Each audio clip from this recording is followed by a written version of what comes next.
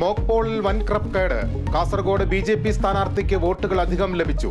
പരിശോധിക്കാൻ തെരഞ്ഞെടുപ്പ് commission supreme കോടതി നിർദ്ദേശം.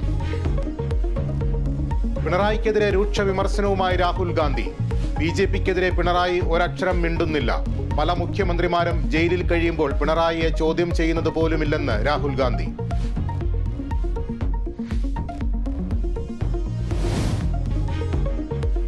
KK ശൈലജയ്ക്കെതിരായ വ്യാജ പ്രചാരണത്തിൽ 4 കേസുകൾ. ഇന്ന് കേസെടുത്തത് 2 മുസ്ലിം ലീഗുകാർക്കെതിരെ.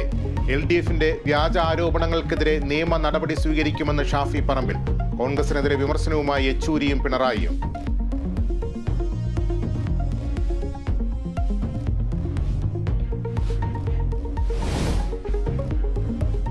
തൃശൂരിന്റെ മണ്ണിലും മനസ്സിലും ഇനി പൂരാവേശം. 10,000ങ്ങളെ സാക്ഷിയാക്കി നെയ്തലക്കാവിലമ്മ തെക്കേ ഗോപുര നട തുറന്നു.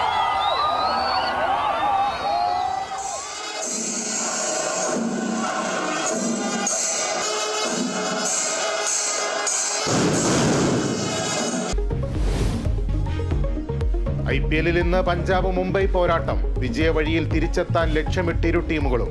മത്സരം രാത്രി 7:30 മൊഹാലിയിൽ.